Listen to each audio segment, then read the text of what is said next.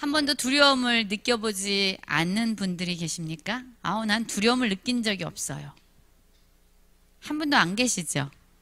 네, 아마 다들 어떤 상황에서든지 두려움을 느끼고 살아갔을 겁니다. 왜냐하면요, 우리는 연약한 존재이기 때문이에요. 우리는 한 치 앞도 알지 못하는 삶을 살아가고 있습니다. 무슨 일이 일어날지 우리는 알 수 없어요. 또 우리는 얼마나 연약한 자입니까? 우리는요, 우리의 키를 한 자도 더 크게 할 수 없어요. 우리의 머리를 검게 할 수 없어요. 우리의 심장을 뛰게 할 수도 없고 멈추게 할 수도 없습니다. 상황을 변화시킬 수 있는 능력이 우리에겐 없습니다. 그래서 우리는요, 우리가 감당하기 힘든 문제를 만나고 상황에 부딪힐 때에 먼저 우리는 두려움을 느끼게 되죠. 불안을 느끼게 돼요. 그런데 요즘에 많은 사람들이 사용하는 용어 중에서 FOMO라는 말이 있어요. 들어보신 적이 있어요? FOMO. FOMO라는 말이 있습니다. 이게 사람들 사이에서 많이 사용되는 용어들이에요. 이 FOMO는 무슨 뜻이냐면요, 영어로 보면은 Fear of Missing Out이란 뜻이에요. Fear는 두려움이란 뜻이거든요. Missing Out은 뭔가가 놓쳤다, 잃어버렸다, 이런 뜻이거든요. 이 FOMO는 어떤 의미냐면 내가 뭔가 기회를 잃어버린 거 아닌가 라는 불안함, 그리고 나만 놓치는 거 아니야? 라는 두려움, 그런 마음, 그러한 심리적인 상태를 FOMO라고 해요. 예를 들면 우리가 이렇게 백화점이나 우리 권사님들 마트 많이 가시잖아요. 이렇게 마트를 가다 보면은요, 갑자기 타임 세일 이렇게 붙여 있을 때가 있어요. 그리고 한정 판매, 마감 세일 뭐 이런 것들이 붙여 있을 때가 있잖아요. 그럼 우리가 어떤 마음이 들어요? 저 물건을 내가 안 사면 나 손해보는 것 같아. 그런 생각이 들어요. 그죠? 그럼 어떤 행동을 하십니까? 이게 마음이 조급해지는 거예요. 그래서 이제 그게 없어도 되는데, 굳이 그거 안 사도 되는데 굳이 돈을 지불하고 그거를 삽니다. 그럴 때 많으시죠, 권사님들? 네, 그럴 때가 많아요. 이게 바로 FOMO에서 기반한 마케팅 요법이에요. 사람들이 뭔가 기회를 잃어버리는 거 아니야? 라는 두려운 마음에 조급함이 생기게 되고, 그러면 그 물건을 사게끔 하는 거. 그게 바로 이 FOMO에서 비롯된 마케팅 기법이에요. 모르셨죠? 여러분, 요즘에는요, 그것뿐이 아니죠. 얼마 전에 제가 이제 싱가포르에서 온 친구를 만났습니다. 워낙 부자예요. 부모님부터 워낙 부자예요. 더 돈이 필요 없는 애예요. 그런데 갑자기 얘가 FOMO라는 얘기를 하는 거예요. 자기는 지금 너무 두렵고 불안하대요. 왜 불안하고 두려워? 그랬더니 기회를 잃어버릴지도 모른다는, 돈을 벌 수 있는 그 좋은 찬스를 나만 놓칠까봐 그러한 두려운 그런 마음이 자기에겐 있다는 거예요. 요즘 사람들 보면요, 부동산에 많이 투자하죠. 주식이 오르면 주식에 많이 투자합니다. 영끌이라는 말이 있잖아요. 영혼까지 끌어모아가지고, 또 비투라는 말이 있잖아요. 빚을 내가지고 투자라는 거죠. 왜 이런 일들이 붐처럼 일어날까요? 땅은 고공행진하고 땅값이 오르고 집값이 오르고 주식값이 다 올랐어. 그래서 나만 빼고 다른 사람들은 다 돈을 버는 것 같아. 그러니까 이 흐름에 내가 같이 가지 않으면 나만 손해보고 나만 놓치고 나만 뭔가를 잃어버릴 것 같아. 그래서 사람들이 영혼을 끌어모아다가 빚을 내서 투자를 하죠. 여러분, 다 성공할까요? 그렇지 않다는 거예요. 여러분, 자기 것이 아닌데도, 자기 돈이 아니잖아요. 근데도 불구하고 그걸 잃어버릴까봐 두려워하는 사람들의 마음. 여러분, 기가 막힌 일이죠. 우리가 가지고 있는 것을 잃어버릴까봐 두려워하면 좀 이해가 돼요. 그렇지 않겠어요? 그런데 요즘 사람들은요, 그걸 넘어섰어요. 자기가 가지고 있지도 않은데, 자기 것도 아닌데 그거를 잃어버릴까봐, 그것을 놓칠까봐 두려워하고 불안함 가운데 살아가고 있다는 겁니다. 여러분, 기가 막힌 일이죠. 그러니까 사람들은요, 별의별 것을 다 두려워하고 지금 이 세상을 살아가고 있습니다. 우리 성도 여러분, 무엇을 두려워하고 계십니까? 무엇 때문에 불안해하고 계십니까? 우리도 혹시 포모 아니에요? 저 돈들 다 남이 다 가져가네? 불안해. 이러한 마음이 우리들에게 없습니까? 뭔가 하지 않으면 난 괜히 손해본 것 같아. 그게 있으나 없으나 상관없는데도 불구하고 그걸 놓칠까봐 두려움 가운데 살아가고 있는 것이 요즘 사람들의 모습이에요. 그리고 우리에게도 그러한 두려움이 있죠. 여러분, 오늘 말씀 가운데 나온 이 여로보암은요, 두려움에 사로잡힌 사람이었습니다. 이 여로보암에 대해서 오늘 같이 한번 살펴보면은요, 이 여로보암은 누구였냐면 느밧의 아들이라고 나옵니다. 이 사람은 에브라임의 지파였어요.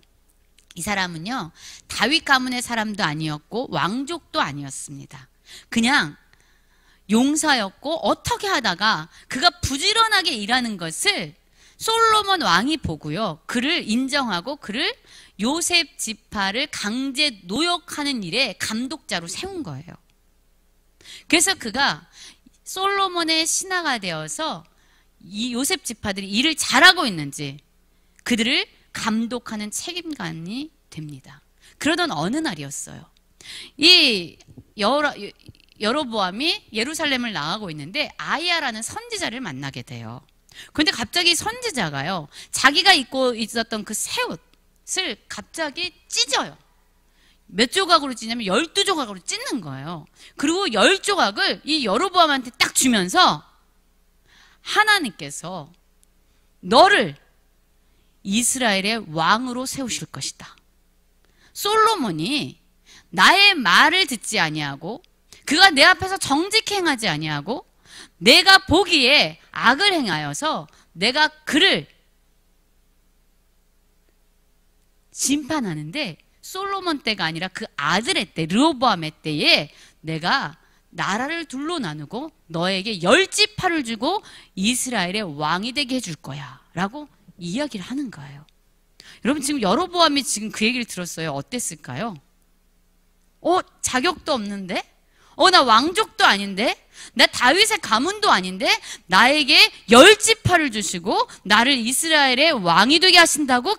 완전 이거는 놀라운 이야기가 들린 겁니다. 그리고 나서 이 아이야는 또다시 여로보암에게 이런 얘기를 해요. 너가 이스라엘을 너 마음대로 다스려라.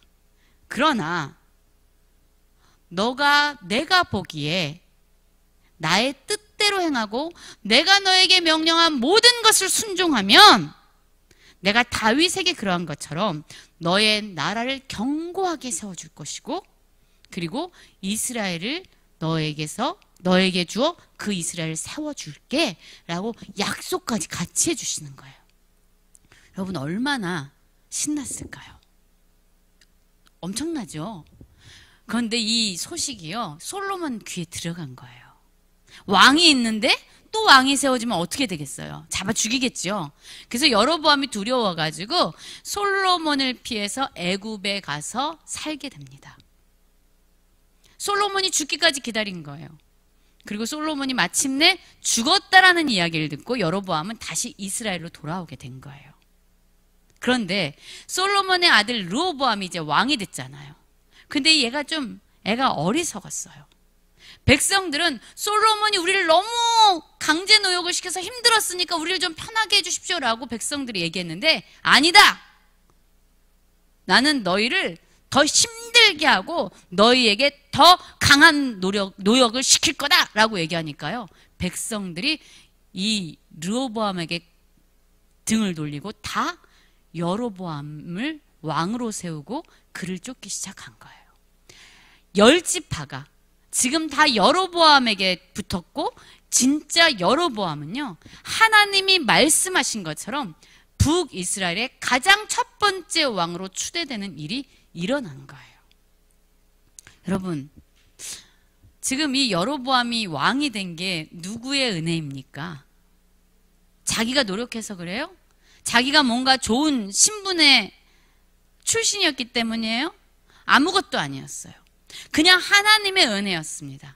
하나님께서 여로보암을 선택하셨고 그에게 일방적인 은혜를 주셔서 그를 왕으로 세우셨고 또 10지파를 맡겨주신 거예요.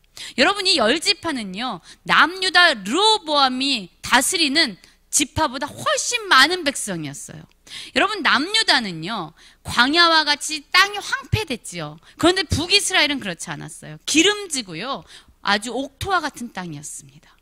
여로보암은요 하나님이 그냥 약속하시더니 진짜 나라가 둘로 쪼개어지더니 북이스라엘의 왕이 되었고 남유다보다 훨씬 더 좋은 땅을, 훨씬 더 많은 백성을 다스리는 정말로 강력한 왕이 된 거예요. 여러분, 얼마나 감사했을까요? 여로보암이 왕이 된 것도, 10지파를 다스린 것도, 그에게 비옥한 땅을 주신 것도 다 하나님의 은혜였어요. 그렇죠? 그러면 이제 여로보암이 할 일은 딱 하나였겠죠. 아, 그래, 하나님이 나에게 약속하신 것처럼 내가 하나님의 명령하신 것, 하나님의 율례를 순종하면서 행하면 이 나라는 견고해지고 하나님이 나의 집을 견고하게 세우실 거야. 이제 내가 할 일은 오직 하나야. 하나님의 말씀을 듣고 그분의 뜻에 그대로 순종하는 거야 라고 했으면 여러분 얼마나 좋았겠어요. 근데 여러분, 그렇게 살지 못했던 거죠. 이 여로보암의 마음 가운데 갑자기 두려움이 임하게 됩니다. 오늘 말씀을 보면은요, 오늘 말씀 한번 볼까요? 12장 말씀이죠. 12장 보면은요 5절부터 보면은 여로보암이요 왕이 된 다음에 어떻게 하냐면요, 세겜에 성을 건축하고 분우엘을 건축하면서 아주 자기의 그 나라를요 아름답게 단장을 합니다. 그리고 아주 견고하게 세워놔요. 그리고 가만히 보는데 여러분 26절 한번 볼까요? 그의 마음에 스스로 이르기를 나라가 이제 다윗의 집에 돌아가리로다 라고 생각하면서 있는 거예요. 가만히 보고 있었어요. 가만히 보고 있는데 하나님이 나에게 주신 이 북이스라엘 백성들이요 가만히 보니까 절기 때마다 이스라엘의 성인 남자들은요 3번에 걸쳐서 예루살렘 성전에 가서 하나님을 제사드려야 됐습니다. 그러니까 북이스라엘을 지금 다스리는 여로보암 눈에 볼 때에 이 백성들이요 절기만 되면 남자들이 자꾸만 남유다 예루살렘으로 내려가는 거예요. 왜 내려가죠? 하나님을 예배하기 위해서, 하나님께 제사드리기 위해서 이 사람들이요 무교절과 77절과 장막절이 되면은 지금 자꾸만 예루살렘으로 내려가는 거예요. 이게 자꾸 내 눈에 보이는 거예요. 그러니까 어떤 생각이 들었겠습니까? 큰일 났구나.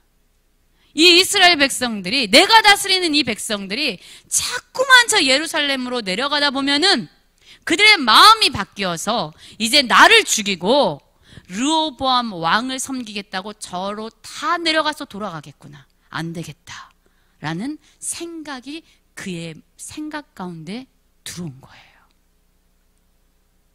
여러분, 우리에게도 이런 상황이 많아요. 하나님의 약속이 분명히 있는데, 하나님이 주신 말씀이 있는데 되어지는 상황을 보고 우리 눈으로 보여지는 환경을 바라볼 때에, 우리가 부딪히는 문제를 볼 때에 이거 큰일 났구나, 이러다가는 우리가 살아남지 못하겠다, 이 문제 때문에 내가 힘들어지겠다, 이 어려움을 나는 이겨내지 못하겠다라는 두려움과 불안함이 우리의 마음과 생각을 사로잡을 때가 있습니다. 지금 여로보암 생각 가운데 이러한 마음이 들어온 거예요. 그런데 여러분, 이것이 사실일까요?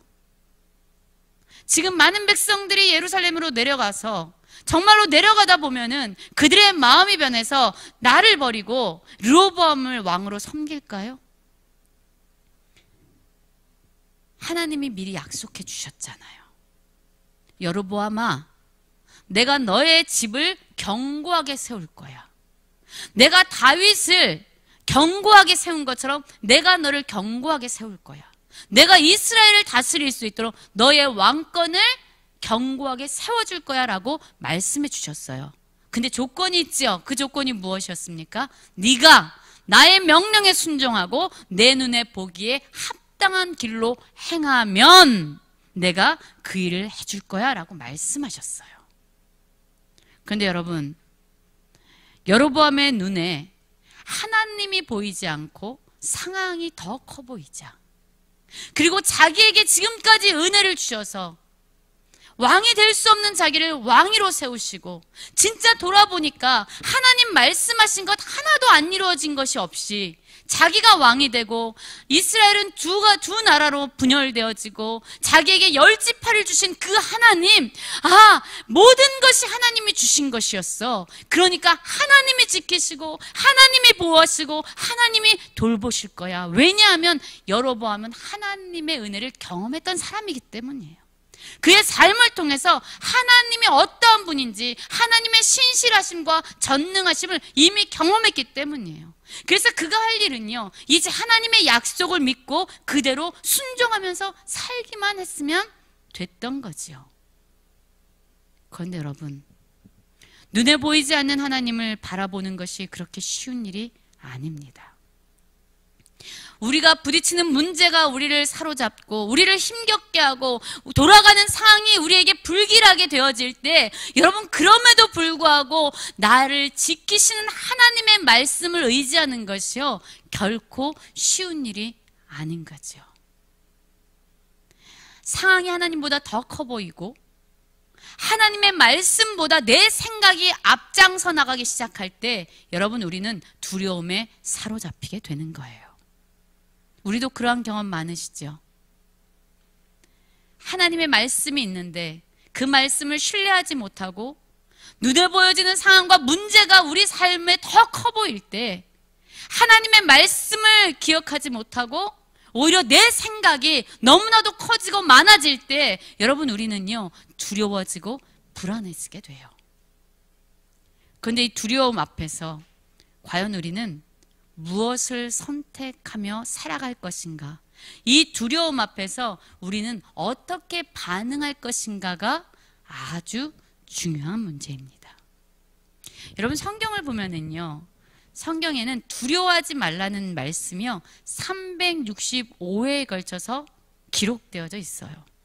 하나님은요, 우리가 얼마나 많이 두려워하는 존재인지를 알고 계십니다. 하나님은 우리가 얼마나 약한 존재인지를 알고 계세요. 그래서 하루에 한 번씩은 꼭 두려워하지 말라 라는 말씀을 우리에게 들려주셔야만 우리는 두려움을 견디면서 살아갈 수 있는 존재라는 것을 알고 계세요. 여러분, 우리는요, 두려워할 수밖에 없는 존재입니다. 우리는 두려움을 이길 수 없어요. 우리 하나님이 함께하지 않으면요, 우린 두려움을 이길 수 없습니다. 하나님의 말씀을 붙잡지 않으면 우리는 두려움을 극복할 수 없어요. 여러분, 그런데 이 두려움 앞에서, 두려움이 여로보암을 사로잡았을 때 여로보암은 어떠한 선택을 했을까요? 한번 말씀 볼까요?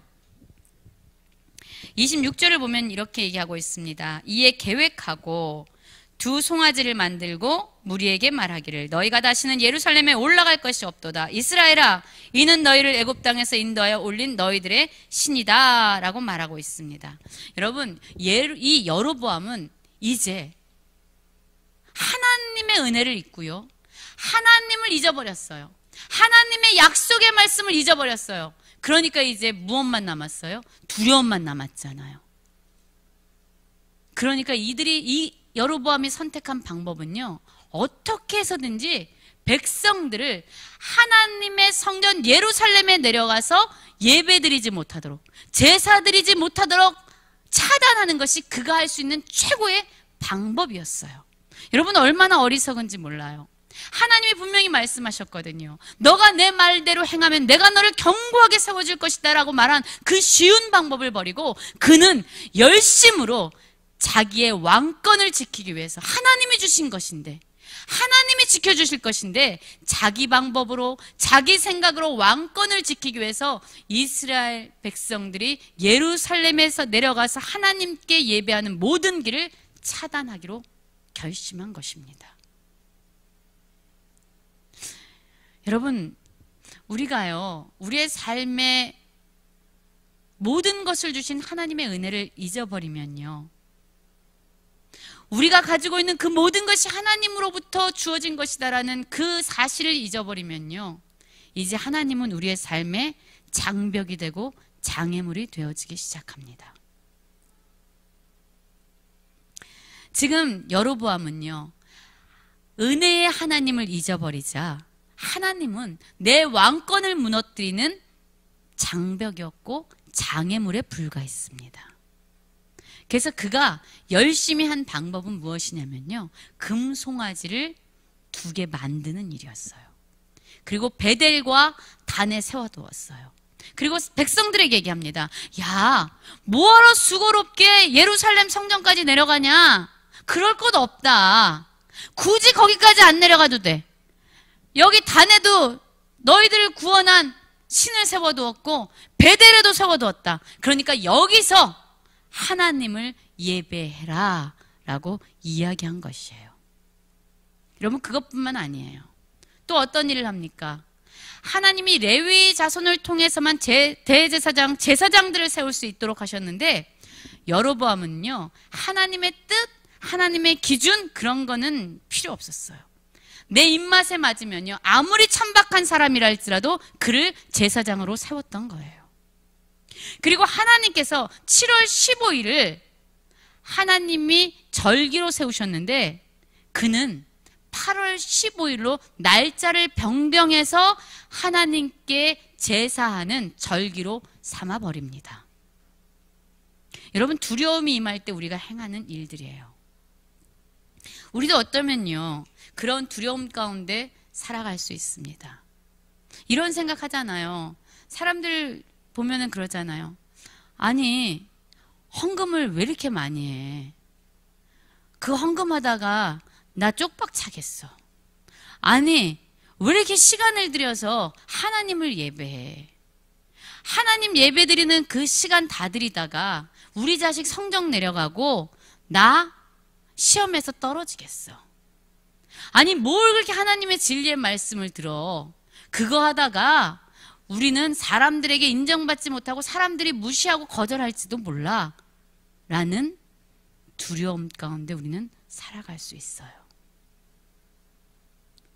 여러분, 하나님을 예배해야 하고 하나님께 드려야 될 시간과 마음과 그 모든 것을 우리는 오히려 나를 지키고 나를 세우는 일에 사용하라고 끊임없는 두려움 가운데 우리 자신을 몰아갈 수 있다는 겁니다.